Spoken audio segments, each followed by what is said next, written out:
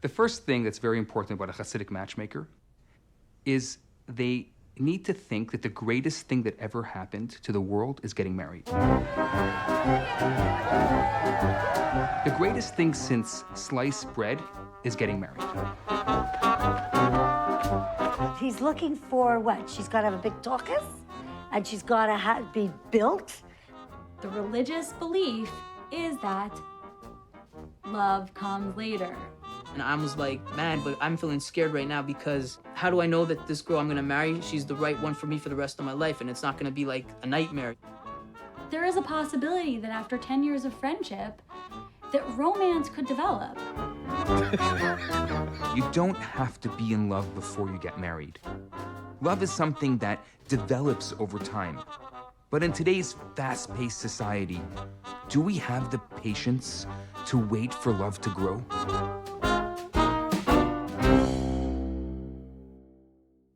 I was just thinking of that scene in Fiddler on the Roof where Tevye turns to Goldie and says, "Do you love me?" And she says to him, "Do I love you? You have me. I'm yours."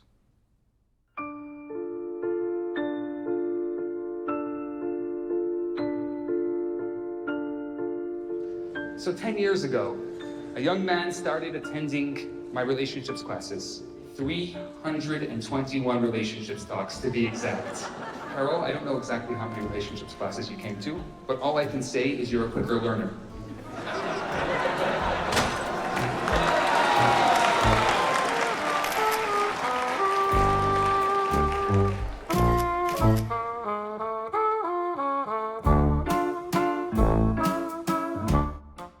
I often say labels are for shirts, not for people. But I know you're wondering about the different types of Jews that you may see in the street or you may see in this film. Most Jews, like Reform, conservative Jews, just eat bagels and watch Seinfeld. Then you've got what they call Orthodox Jews. These guys you'd call pretty religious, so they have an outfit. And then you've got the Hasidic Jews, such as, oh, I don't know, the Satmar, the Breslov, the Lubavitch. That's where I come in. We get our retro fashion sense from the 1700s. Traditionally, marriage and the family unit were a given, and love is something that grew over time. But in today's world, marriage has become an option, an afterthought even. Today, it seems, people get married for love. But what happens when the romance fades? It's that four-letter word that no one has any idea what it means. And everyone thinks they're in love. Oh, we're in love. Really? You're in love? What's love? You're not in love. You lust each other. The other four-letter word. Love doesn't really exist. Or does it? Okay, fine. How I Met Miriam Leah. If I didn't get married by 36, like, my life was over. There was a website that continually sent me messages from 6-year-old men.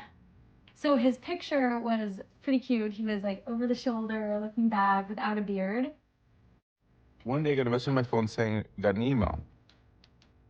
Hey, I don't know the policy of girls rating first on this site, but I was just poking around and you look interesting. My friend Dina lives in Montreal. You could let her know if you wanted to actually speak or anything. Michael spoke with my friend Dina because he wanted to invite a third party to keep everything religious. In the Orthodox world, usually there's a whole procedure for setting up the first date. The Dina called me and says she's available tomorrow. So I run to get the phone. It's a call from Canada. I think it's my best friend. And it's a guy. And he's like, I'm coming to New York. And I'm like, it's not a good time. I'm really sorry. And he's like, oh, I already booked my trip. And we're on our first date. So then he has this spiritual vibe. And he's a little bit quirky. I thought, great, this has potential. We'll have a second date.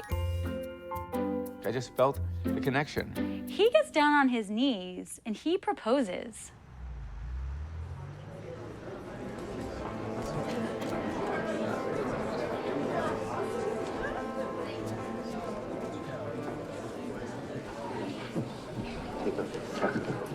That's my Philadelphia. Oh, thank God. Thank you. You could hear me say, oh my God. Thank you. And finally, the moment we've all been waiting for. Michael's gonna put his foot down for the last time in his life.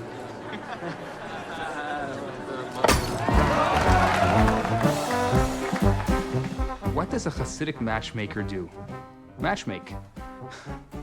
The first thing that's very important about a Hasidic matchmaker is they need to think that the greatest thing that ever happened to the world is getting married.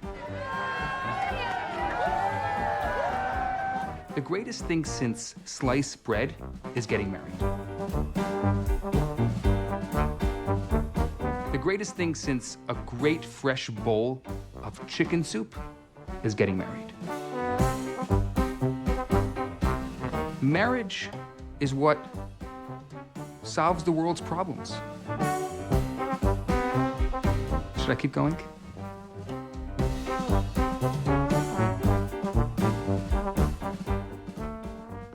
As I'm hearing you, I really think this guy is good for you. Let me tell you a bit about him. He's been living in Montreal for about 12 years. That's where I am right now. He has his own business. Very nice. I know him well. So he's a very, very nice person, a good person. He's very serious about marriage. And when I was reading through your profile, and now that I'm listening to your story, I think that you guys have a lot in common.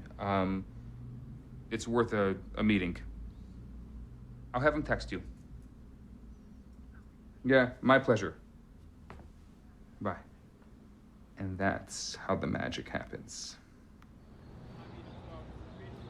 I have a question for you. So wait, I'm gonna say my name. Like, my name is Jonathan. I'm from, like, you're gonna... Yes. Okay. Yeah, let me know. We ready? We rolling? Rolling. Okay. My name is Jonathan. I'm born and raised Montreal, Côte Saint-Luc. I am now 33 years of age.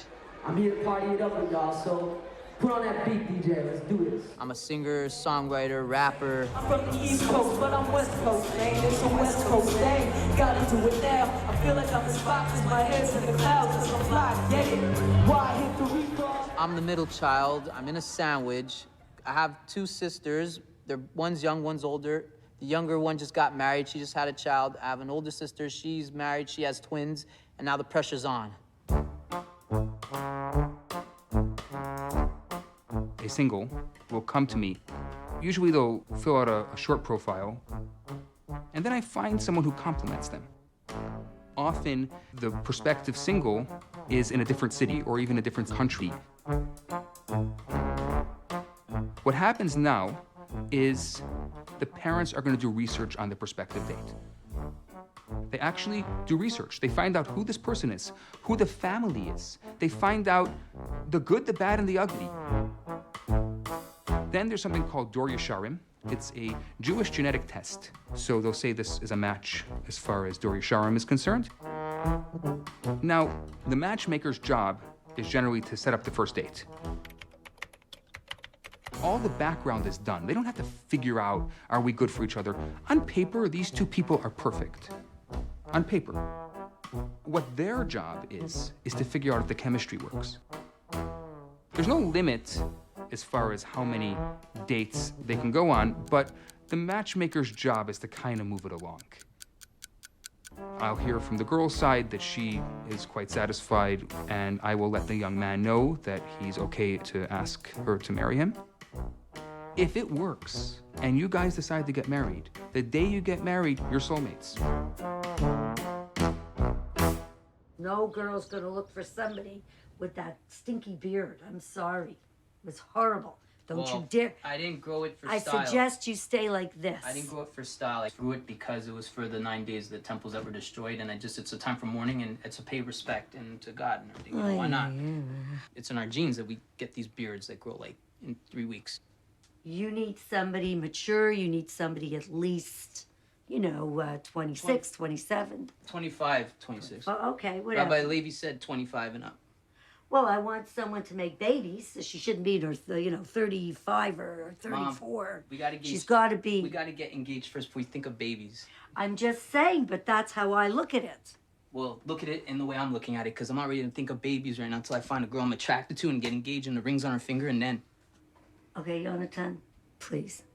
Another year's coming quick. You're gonna be, I can't even say the age. I start to shake. I really start to shake. 34. Okay, that's when you're past 33. It doesn't mean I'm 40. 34 is very close. And let me tell you something. It's enough. You need to really get yourself serious and get your life started, okay? Okay. So that's what you have to concentrate on. Obviously. Yeah. Right? Why am I sensing some emotion from you right now? Because I know your music means the world to you, but what means the world to me is to see you get married and start a family and have a life. I have no idea what his wedding day's gonna be like. I've been to from weddings. They're not anywhere secular. No physical intimacy before marriage. My son has converted quite a few of his friends. And they're all married and they have children. But not Yonatan. And I say to myself, why? Mom, you're my everything a son could possibly ask for. You've given me a great education with lots of support in all that I do.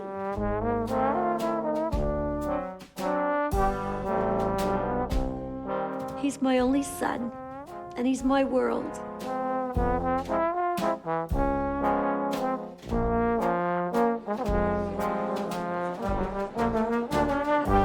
We need 2 mics. Is it possible? You only have 1. I'll give you my own story. I came here to Montreal, and people started coming to me asking me if I would set them up, if I knew anyone for them, and people were successful, started having engagements, and I go to these weddings, and all of a sudden I'd be having singles coming over to me. The whole wedding, I'd just be sitting there. Can you please set me up? Oh, I heard the story about this and this. You have to set me up. You have to find someone for me. The divorce rate is so high today, and if we look at that as an inspiration, no one's gonna ever get married. According to the Hassidic philosophy and Kabbalah, your soul and the soul of your soulmate is connected as one, and they're split up. And what you're really doing is you're trying to find the other half of your soul.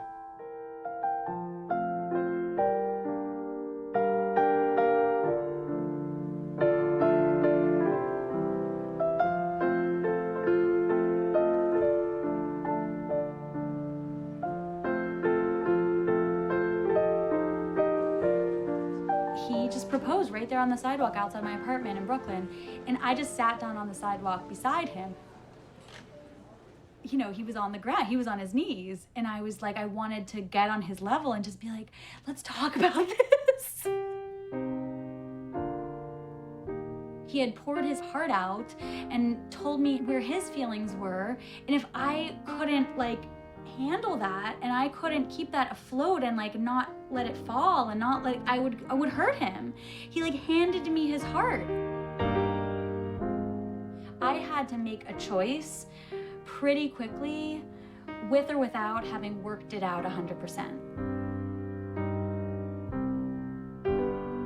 And so it was a choice that I made based on the fact that he was a tremendously great guy, and the religious belief is that love comes later.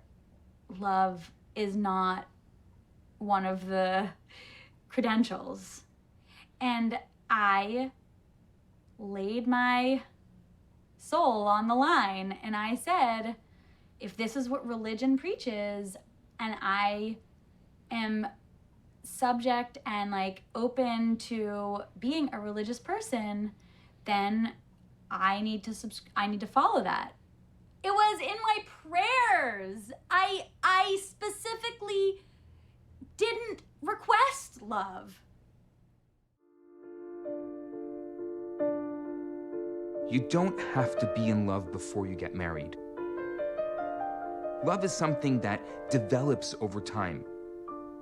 But in today's fast-paced society, do we have the patience to wait for love to grow? Yeah. As long as she's there, I'm happy. It doesn't matter what. Even if we're arguing 2 months later, I'm happy. It's fine. It doesn't change. Even if you have a fight, it doesn't matter. It doesn't affect how I love her. So cute. We really are super compatible as friends. And so there is a possibility that after 10 years of friendship, that romance could develop.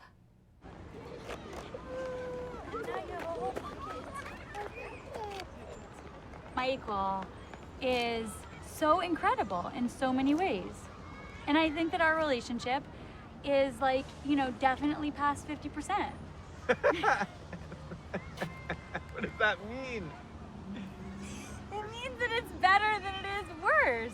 Like we have garbage like everything else. But I think everybody has garbage. 50%? No, I'm saying it's past 50%. Is more than 70%? 80%? Yeah, it might be like, you know, 70s, 80s. That's a high, oh my gosh. If your batting average is 33%, you're doing well. We don't play baseball in marriage.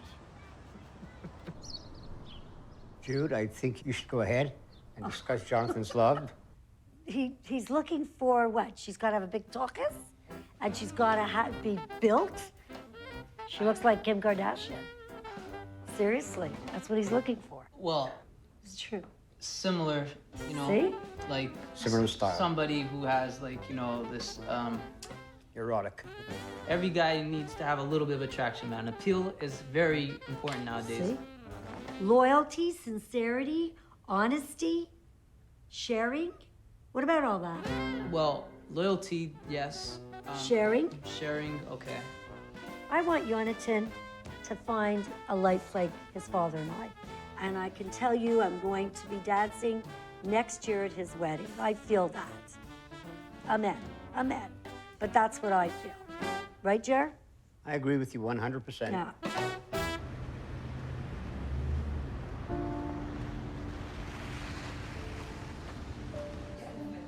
Regular coffee, yeah. No, just coffee, black. Forever's a big word. Forever. Could you imagine something forever? In our world of instant everything, could you imagine something being forever? No. We don't even know what that looks like. We don't even know what's gonna happen tomorrow. We don't wanna even commit, the big C word. We don't even wanna commit to what we're gonna be doing in an hour from now. Forget about in 20 years from now. So everything in our society is set up for marriage not to work. We don't even know what it looks like.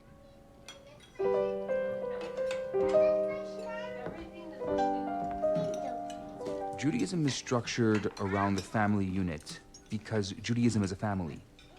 This is your last. Got it? Judaism is not a religion or a race or nationality. It's a family. So naturally, if Judaism is a family, it should be structured around family. The best way to grow spiritually is to learn how to love one's closest to you. This is also why our customs, our holidays, and traditions are centered around family.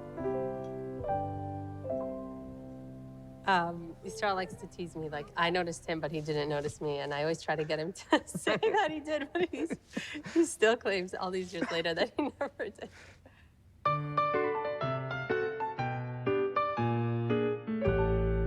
So we met in high school. My husband came from Chicago to Minnesota to learn in a yeshiva there. I became very close with Sarah's brother, but I never even noticed her. I was a serious student.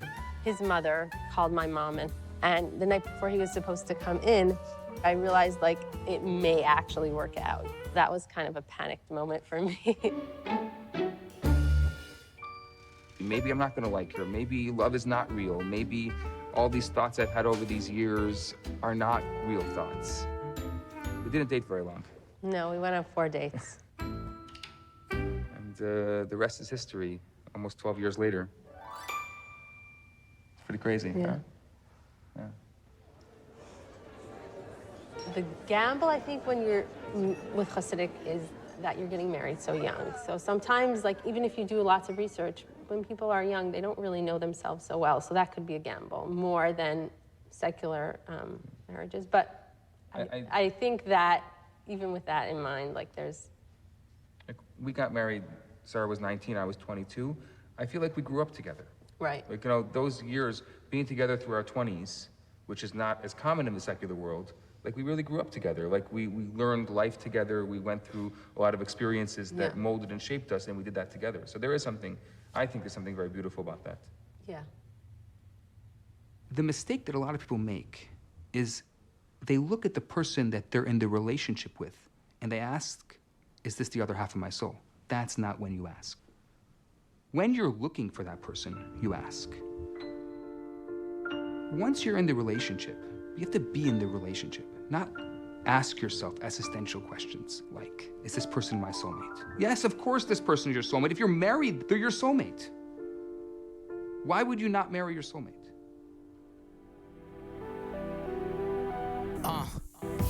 Yeah, man, sometimes I feel though. Sometimes I feel like I'm weird out. I don't know what to do when I'm like snared out. You won't believe how this song came about. I was just thinking of the night of my sister's wedding, you know, how she has the courage to, you know, find her true love, and she had the wedding and she wasn't like at all scared. I don't wanna be scared. I don't wanna be scared. I just wanna be what I wanna be, yeah. And I was like, man, but I'm feeling scared right now because how do I know that this girl I'm gonna marry, she's the right one for me for the rest of my life, and it's not gonna be like a nightmare. There's only one God I praise. Show me the way, show me the way. Today is the day that we're gonna celebrate. Rabbi Bernath happens to be one of my second or third rabbis I've came across in my life after becoming observant. And I actually met him in a Shabbaton that was actually a trip going from Montreal to Crown Heights. Mr. Yonatan, you have been approved into Israel Bernath Network. Okay. Rabbi Bernath, he's the one who would always ask me, am I dating anyone, am I seeing anyone? He's a very big support. Hey, okay, so I just spoke to her. She's interested. I'm giving you her number. I'm gonna text you her number, and just text her, and you'll make a time to chat. I told her that maybe you'd be coming up this weekend, possibly. But you'll make a time. She's very interested in meeting you. Very, very nice girl. Very nice girl. We get married young because we believe that marriage is the most important thing that you can do in your adult life. Why should you wait? You finish school, you finish your education, you're ready to start your life. Why are you starting your life into singlehood? Start your life into marriage. And then the two of you can grow together, and you can build a home and a life together.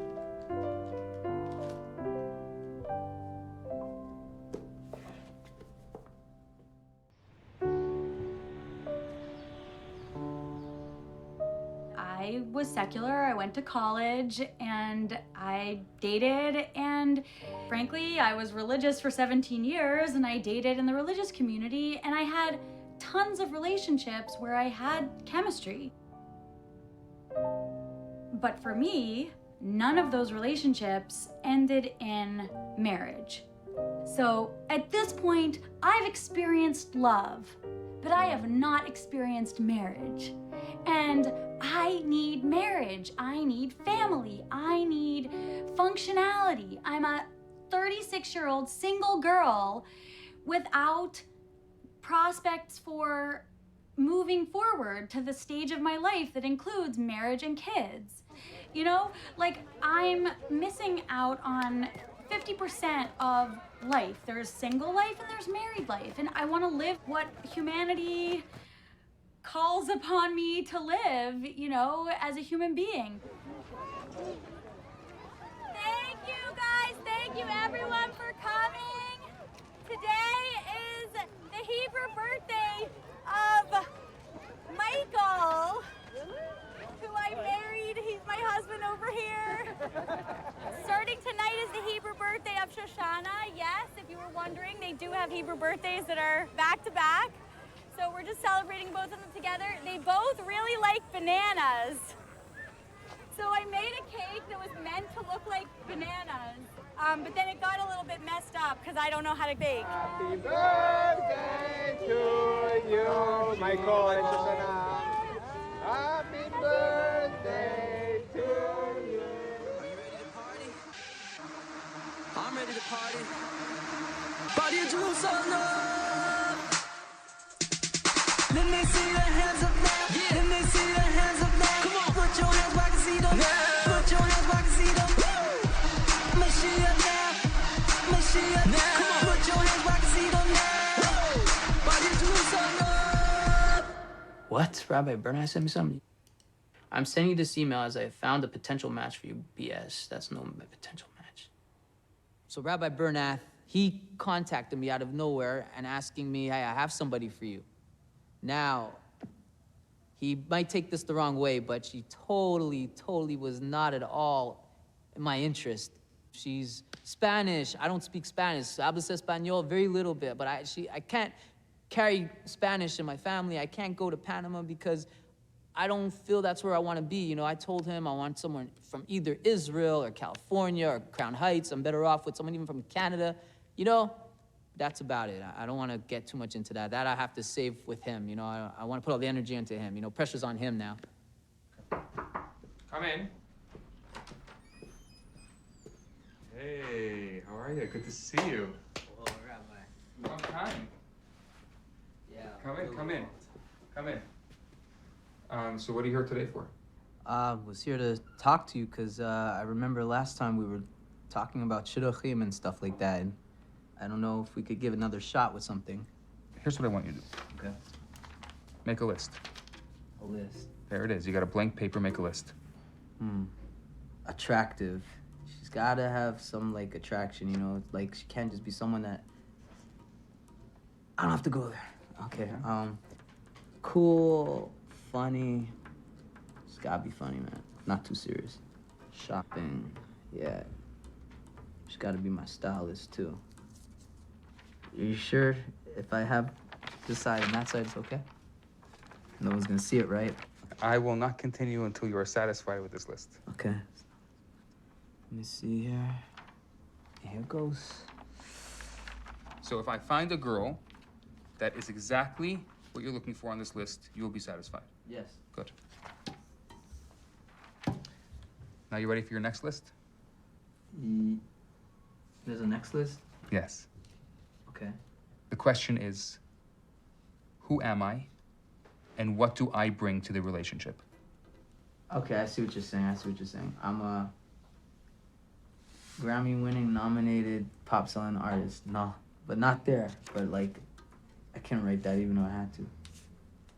Composer. How's the list looking? Like, it's getting somewhere. The last part I want to add, spiritual, totally. So you have two lists. Yeah. Now, my question is, can these two people be married? Yes. You think so? The answer is, it's absolutely impossible. You're looking for someone who is the complement of your soul. Not this idea of some person who's going to be your stylist and who's going to follow you around because you are right now married to your music. You are not in any way possibly someone who can get married right now. Until this moment, if you were to meet the right person, you wouldn't know. And you know what? If you don't make a change, we may be sitting here across this table in 10 years from now and nothing will have changed. The only person who can make the change is you.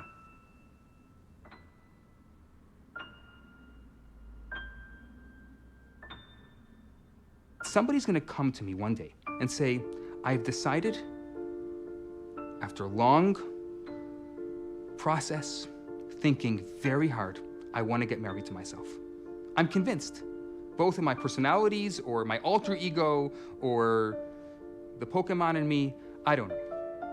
I want to get married to myself. I think that in our society today, a lot of people are married to themselves, and there's no space, there's no place in their lives for someone else. Some people literally have to clear out half of their closet, sleep on one side of their bed, sit at one chair at their table to see, to feel. If you don't feel that there's something missing in your life, you're never gonna wanna get married. I do think that Torah is so much about striving for self-improvement and striving to be like better than you were yesterday. And you know, that's what it is to me. It's about what happens in the gray area. Choose righteousness, choose going above and beyond, choose like when you don't have to help someone that you should help someone. That to me is the essence of Torah. So when it's corrupted, it's a sin.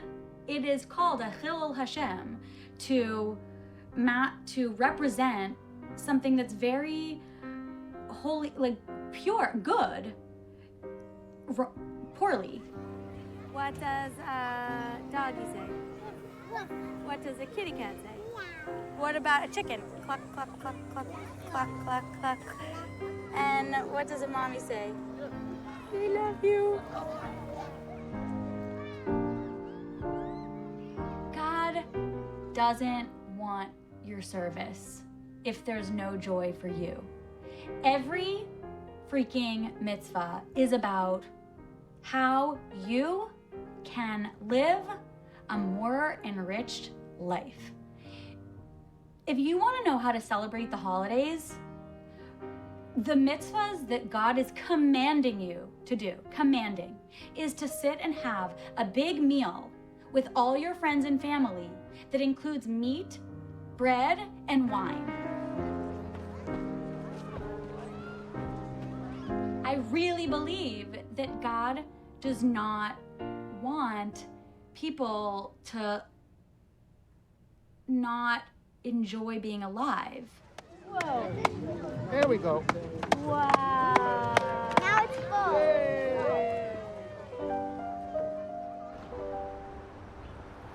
So pretty. And you have guides, like we have rabbis. If we have a problem, we can go to a spiritual advisor to help us in working out together and separately what our issues are and try and help us fix ourselves even. It's like, because these are thousands of years of teaching which can really help you to grow. I've known Michael for over a decade. I met Miriam Leah after their wedding. Miriam Leah had some questions about marriage, and I was happy to see them again. Everything that I said to Hashem that I was looking for, Michael is to a T, like you couldn't have found a more perfect match. It was as if first Michael existed and then I created my list. But anything that I didn't ask Hashem for was not present. If I didn't ask for it, it's not there. So I'm a little bit confused about the idea of besheret. What is that supposed to feel like to the person? What does finding your besheret feel like? You know, it's funny because very often when people say, oh, it's my besheret, this is my besheret, I'm like, there's no such thing as besheret. That is a Hollywood version of marriage. That's what you think about in Hollywood. I'm gonna be married, and it's gonna be amazing, and I'm gonna fall in love head over heels. It's gonna be this romantic thing, and we're gonna live happily ever after. That's not what marriage is. Don't we have bills to pay? What's happily ever after? Oh, want a banana? That's so nice. Anyway, sorry. We have this image in our mind of what marriage is supposed to look like, but where do you get that image from? You get it from the movies. That's all you have. No, you don't. No, you don't get it from the movies. You get it from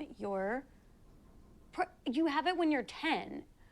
You get it from the human drive to experience, and I'm going to use the word romance because it's a descriptive word that captures the concept and the experience of feeling awed and aroused, and you can feel that music is romantic, you know, meaning romance is, you can be romanced by someone other than the opposite sex, in terms of an experience. You could, the sunset could be a romantic moment. So everybody experiences romance, and that is what they're expecting. And What the is feeling romance?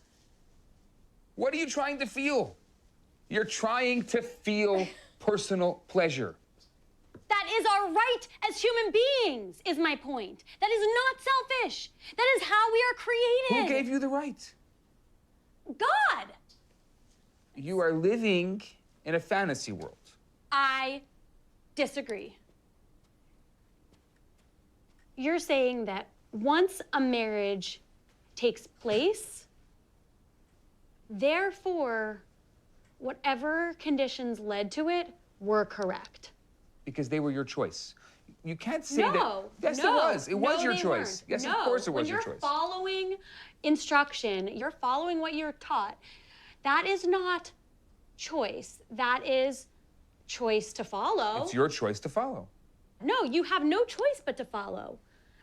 Because the community or the rabbi or their parents or whatever authority is guiding their decision making have taken the autonomy out of the decision.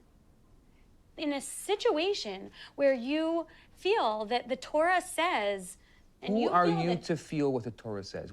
who am I to feel? God created a Torah and gave it to every single person. Marriage is supposed to be a contractual system to preserve something beautiful. And if that beauty doesn't exist, then it's just an empty construct. I'm gonna go back to something from the beginning that you said actually before. You said like you were angry almost. Like how dare God do give me only exactly what I wanted.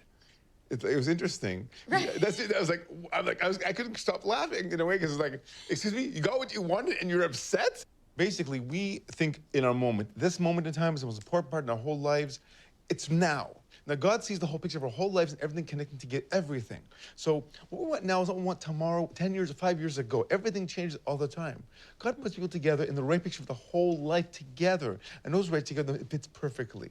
Not what we see now. We don't know, we don't even know ourselves better than we have to guesses and our experiences. So we have to trust God put the right people together the right time in the right way.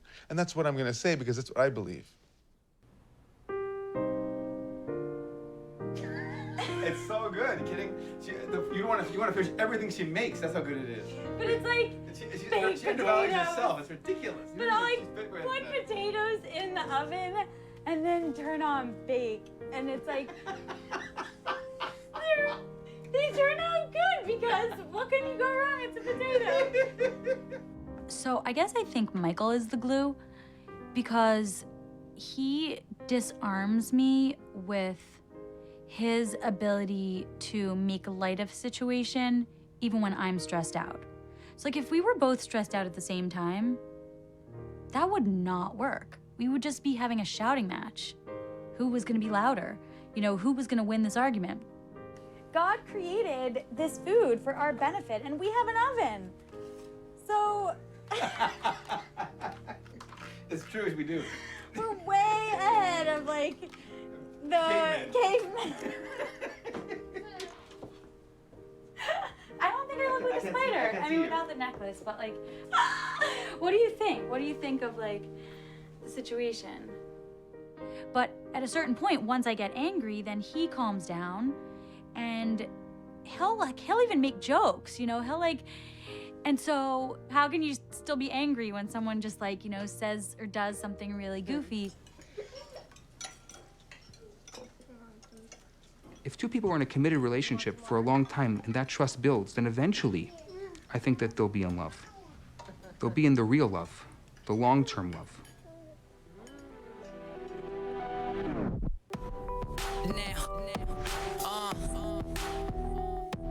To be honest, when I spoke with Rabbi Bernath, it kind of didn't resonate so much with me, but I know what he means, and I'm not saying he's wrong, and I feel music is basically something I love to do, and it's a priority, and it's something that could be accepted by the right girl, because I mean, there's girls who love music and there's girls who don't. I'm not gonna date the don'ts.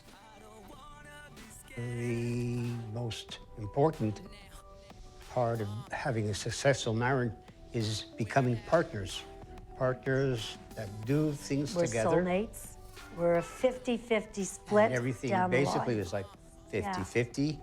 Yeah, we've only been married about 35. We figured another 35 years. And That's what we hope for. And lots of more grandchildren, of course. They say God is love. I've heard something like that before, but like, you know, when you're connected to God, you feel love. You feel like serenity, you know? It's like an escape out of all your problems. And I believe like someone who's in a relationship, their other half is like that escape, you know? And I know when you're connected to God, all your worries are away. This connection that is so divine, we connect more to that, and we tap into that, and we escape this craziness.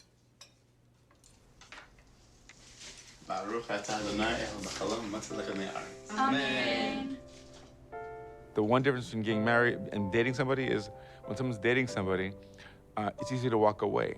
And people don't want to, people these days, I don't know if it's common or not, but I get the impression that people would rather walk away from a relationship than work through it and try and make it work. Whoa! Shoot. They fell apart all at Whoa! Oh man, Michael! That's okay. I'll eat those.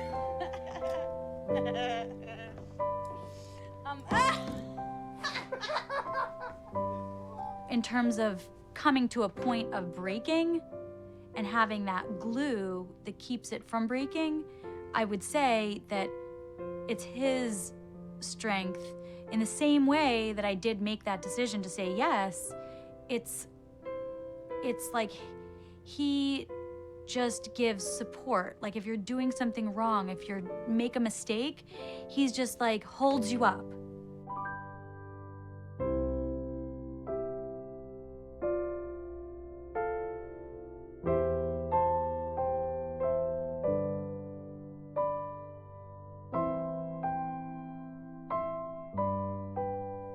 Our grandparents, some of them were married for 50, 60, 70 years.